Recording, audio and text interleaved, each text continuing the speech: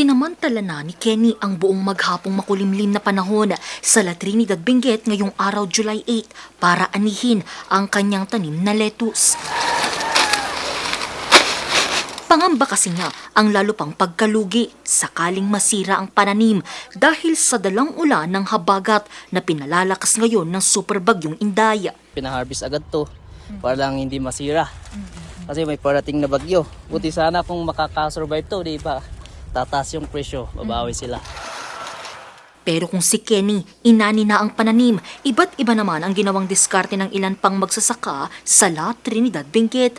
Tulad ni Kuya Enen na nilagyan na ng plastic cover ang mga pananim na lettuce. Panalangin na lang natin na hindi punta dito yung bagyo. Linagyan na namin ng mga plastic tunnel para hindi masira yung mga halaman.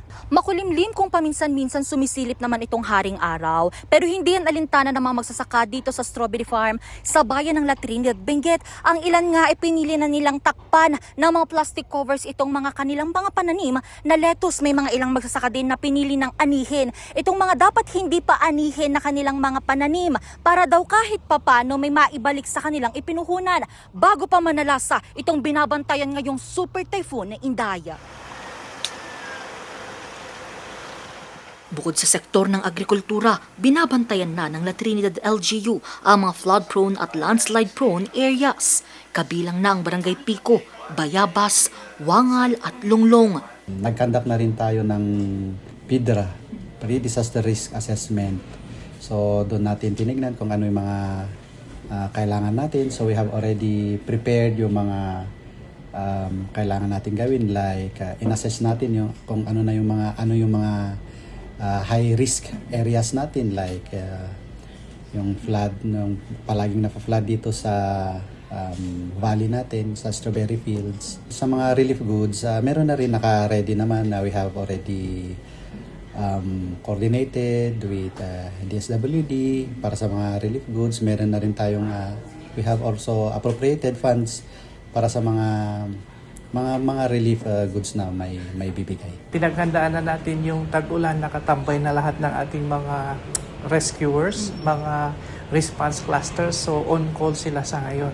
Ang superbagyong Inday, bagamat hindi direktang tatama sa kalupaan, magdadala ng malakas na buhos ng ulan dahil sa habagat na mararamdaman simula bukas, July 9. Sa umagang super typhoon na si Inday ay tinatayang nasa layang 1,270 kilometers ang layo east of northern Luzon. Taglay nito ang lakas ng hangin na umabot hanggang 195 kilometers per hour. Malapit sa gitna at ang pagbugso, abot hanggang 240 kilometers per hour. Huling namataan 1,270 kilometers east of northern Luzon si superbagyong Indaya. Mas lumakas pa ito at taglay na ang hanging may lakas na 195 km per hour malapit sa gitna at pagbugso na 240 km per hour. Itinaas na rin ng Pag-asa ang Tropical Cyclone Wind Signal number 1. Dahil sa banta ng superbagyong Indaya, itinali na ng mga mangingisda sa Calayan Island ang kanilang mga bangka. Ipinagbawal na rin pansamantala ang paglalayag alinsunod na rin sa direktiba ng Coast Guard District Northeastern Luzon. Nagtulong-tulong din ang mga kawani ng sabtang PNP at BFP Batanes para dalhin sa Pangpang ang mga bangka ng mangingisda sa sabtang. Nakapwesto na rin ang stockpile ng relief goods ng Provincial Social Welfare and Development Office ng Cagayan.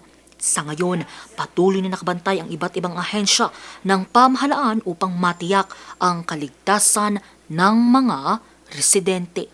Angel Arquero, RMG News.